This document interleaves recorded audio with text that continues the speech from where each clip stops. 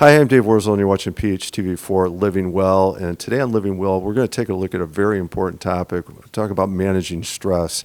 We're very fortunate. We have our guest with us today is Nancy Nemeth, Reverend Nemeth, at the Center on Southwest Highway in Palos Park. She's also the pastoral director here.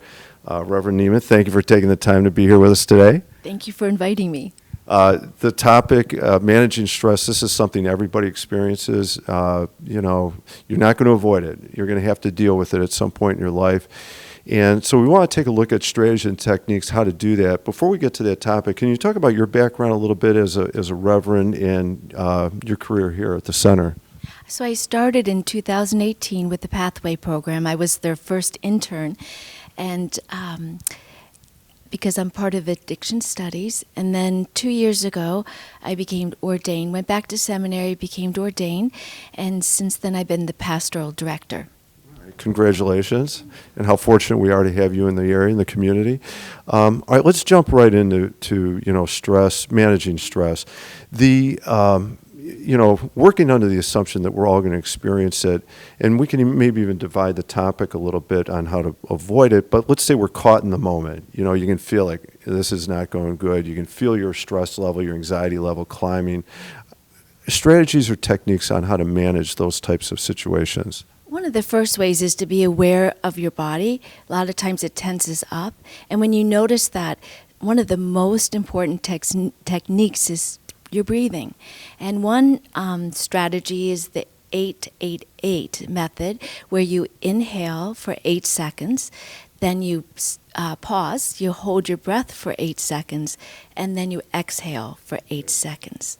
All right, I'm not stressed right now, even though I'm tempted to want to practice it on camera. Here we go. Okay, so having body awareness, and one way to do that is to manage your breathing, right? Exactly. Another way is when we're talking to slow down your words, and that tends to make your body relax as well. When you're talking fast, your head's just spinning, and so that's another way, just very practical. So it sounds like a key part to managing stress is recognizing you're in it and then having some tools or strategies on how to manage that moment. Are there any others you want to mention? Because then we'll look at the other side of it. So walking in nature is naturally relaxing. Meditation, creating art. Even I encourage engaging in therapy, because that's another way to process. A lot of times why we're stressed, we don't know what to do with our feelings. I wrote some down. Facing your fears instead of avoiding them. One of my favorite, I started pickleball. So something fun that you may have a passion about, learning something new. Journaling, writing, these are all ways to process stress, negative feelings, and also drinking more water, getting enough sleep, your nutrition. It's all very practical coping skills. It sounds like there's very much a holistic element to this. The idea that, yes, you're going to be hydrated. Yes, you're going to have enough rest, that you're physically active in some way, tapping into your creative other side too. One thing I want to mention that I just thought of is community is so important. Having supportive people, praying, all those things, because sometimes we can't manage the stress alone. So having healthy, supportive people, huge.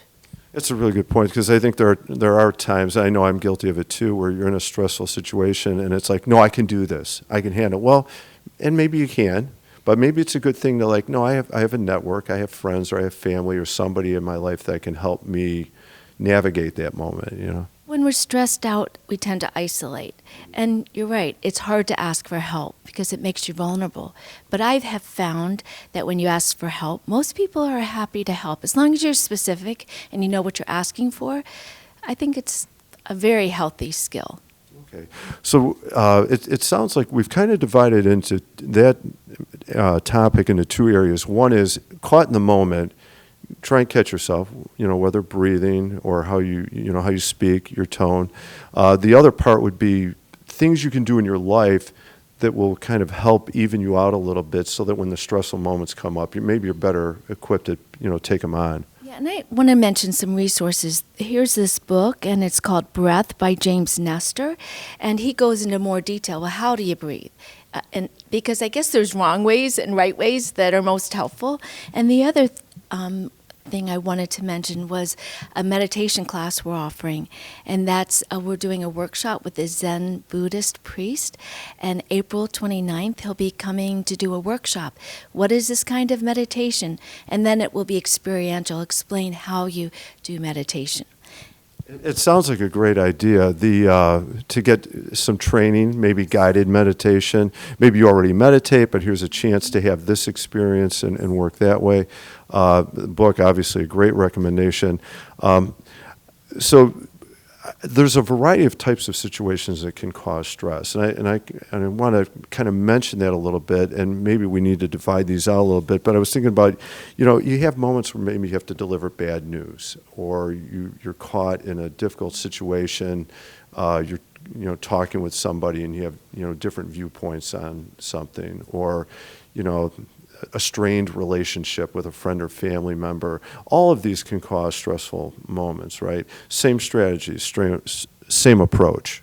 Yes, I would say stress is more learning a coping skill, and communication is more of a practical skill. So that's the part two, isn't it? The communication. So an essential part of managing relationships, and unfortunately the stress that may be related to those, right? Because relationships, when they're conflictual, are very stressful, and it's very easy to react emotionally rather than respond. So. All right, well, if I can get you on a part two, then we'll visit the communication part of this thing. That feels like a whole separate issue. In terms of managing stress, you've given us some very good strategies. Catch yourself in the moment, whether through breathing, how we talk, probably the volume level, I would imagine, modulate yourself. Engage in a variety of activities. You made a good point about volume, because that other person will match your volume.